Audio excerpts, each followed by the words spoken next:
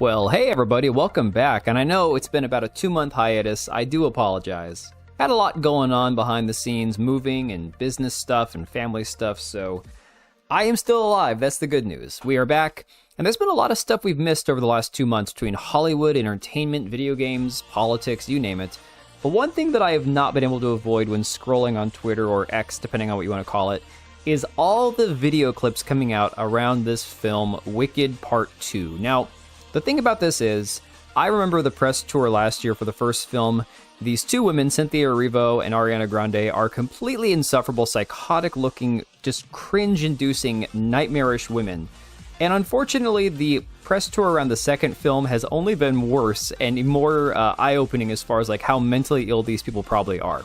So in case you didn't know, there's been a lot of kerfuffles, if you will, or scuttlebutt, I guess, whatever word you want to throw out there, regarding this film. Because just like a week ago, there was a assault on the red carpet here. They were in Singapore, I believe, and a fan ran up and grabbed Ariana Grande. And the crazy part about this, they're saying it's a man. It looks like somebody who's gender confused. And it definitely looks like somebody who's part of the quote-unquote modern audience. Because again, let's admit it. If they're here trying to see this woman at this film's, press junket and stuff, they're not mentally well, okay? If you're a guy showing up trying to get a photo with these women about this event for this film, you are a complete lunatic. But even more than that, these are the kind of people that, unfortunately, this movie attracts because they're the kind of people that Ariana Grande and Cynthia Erivo are essentially marketing the movie to. And a big part of the story has been how Cynthia Erivo essentially acted more like a man than the security guards and protected Ariana Grande from the guy that would have, tried to get a picture with her. And so, of course, this is following Cynthia Erivo being on the cover of British GQ's Men of the Year issue, which I'm sorry, there's no and ifs or buts about this. If you're a woman and you choose to look like this and you're on the Men of the Year issue, I don't care if you identify as non-binary, trans, this or that. Clearly, you've got a few screws loose, and people have been eating it up. Of course, the mentally ill people on Twitter. People like this one saying the fact that a queer black woman is our Man of the Year and an openly gay man is the sexiest man alive, wow. I mean, these titles really don't mean anything, but talking about the people that they're marketing this movie to, you can see right here from Libs of TikTok, Ariana Grande at the premiere for Wicked, and I'll just go ahead and play the video so you can listen to it for yourself. We love you. We love you too. You're amazing. We love you. And thank you for believing in us. We love you very much. Do you have a message for the queer fans who are watching this? We love you, we love you, we love you. We love you, we love you, we love you. And Oz has always been a queer place, a safe place for queer people, for every different color of the rainbow, for everybody. Read the L. Frank Baum books. It's the truth. You're safe with us. We love you so much. That part. The gayer the better. The gayer the better, she says. And the funny thing is she points to the use of the word queer, and I believe that that's completely taken out of context. Again, queer used to mean unusual or strange. But it's going to be even more interesting when you compare this to the way she acts in the next part of this video, talking about how Cynthia Erivo goes, we love you, we love you, we love you, and then Ariana Grande seemingly just repeats everything Cynthia Erivo says, kind of like she can't have any original thoughts on her own. Well, I mean, it gets even deeper than this because, like you can see pointed out by Libby Emmons here, Ariana Grande doesn't know her linguistic history. When Baum wrote Oz queer, it meant strange or peculiar, not homosexual. Also, when did eccentric fashion become the only purview of homosexuality? Absurd, and it's true. Gay time's all right. It seems like if you want to make yourself look like a complete fruitcake, that means that you're something other than heterosexual or whatever. It just seems like these two things always go hand in hand. Going back to Cynthia Erivo's overprotectiveness, stalker-ish behavior, creepy, weird way that she acts around Ariana Grande, somebody shared this video of Ariana Grande seemingly struggling opening a bottle of water and Cynthia Erivo seemingly looking like she wants to rip it out of her hands and open it for her because she can't just let Ariana Grande open it for herself. Another person saying, does anyone else think that Cynthia Erivo is Ariana Grande's handler? And my God, you have to see this too. Because the way that she is just picking at this necklace and twisting it when it didn't need to be fixed, didn't need to be straightened, didn't need to be changed. This is bizarre, creepy, weirdo behavior. And this has been this way since the first film came out, guys. This has been the case since day one. Here you have another video. I believe this man's probably a producer or something on the film. A person here says, I love Cynthia Erivo, but all this concern is getting weird. Ariana Grande isn't some poor porcelain doll. And again, you can see it for yourself right here. Just watch.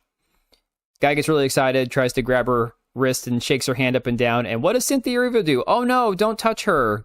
You can't touch her. She's mine. Super weird, creepy, controlling behavior. Now, of course, you have Cynthia Erivo coming out and saying, oh, what you see is really me. Basically comparing herself to the character of Ethelba. I guess he pronounced it. I don't know. When I watched Wizard of Oz, I just knew her as the Wicked Witch. But yeah, people are very, very curious as to how much control she has over Ariana Grande. And then, of course, today we saw that Cynthia Erivo has apparently lost her voice and will not be doing interviews. And then Ariana Grande will be skipping the interviews in solidarity.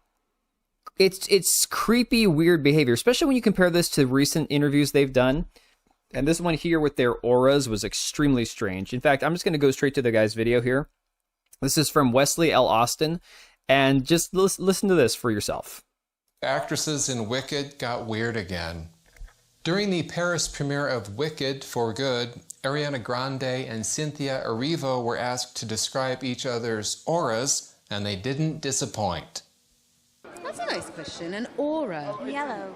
For me? Sunshine. Yeah. Ah, thank you. And like also, I think there's also purple. That was very good. I see like a ciel bleu, And like sunset orange. thank you so much. Yeah. They're speaking their own language, a mix of astrology, baby talk, and delusion. Watching them interact feels like crashing a conversation between two American Girl dolls.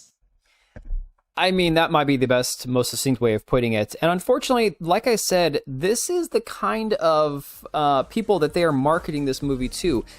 I would not be surprised. I don't know the budget for this film. Apparently, the pre-sale tickets are doing better than both Taylor Swift's film and some other dreadful crap that was apparently made for girls. I can't remember what the movie was, but again, you get the point. If this movie has got better pre-sales than Taylor Swift's Eras Tour pre-sales did, clearly there's a market out there for these women and the way that they're acting and whatever the content is in these films. You couldn't drag me to these theaters, and I grew up watching musicals, so I have no problem with musicals existing. I just have no desire to see these two gangly, malnourished, psychotic women who are acting completely bizarre and creepy, like 24/7. They can't get through a single interview without having their hands or sitting on one of their laps, or it's just disturbing. It's very, very creepy behavior. But let me know what you think about this down below, guys. I'm very curious to see what your reaction is to this. And again, I'll be trying to put out more content in the next few days here. But in the meantime, guys, take it easy, and I'll catch you on the next one. All right, and if you made it this far, thank you so much for watching the video. Thank you for being here. I do have two channels, Minimal Effort Podcast, as well as my gaming channel. I do have a Twitch and Kick for my gaming channel. We do live streams over there occasionally, maybe once a week. And then if you are in the market for a new PC, make sure to check out Meta PCs. Click the link I have down below. Use code TBO at checkout for a special discount. Thanks again for watching, and I'll see you next time.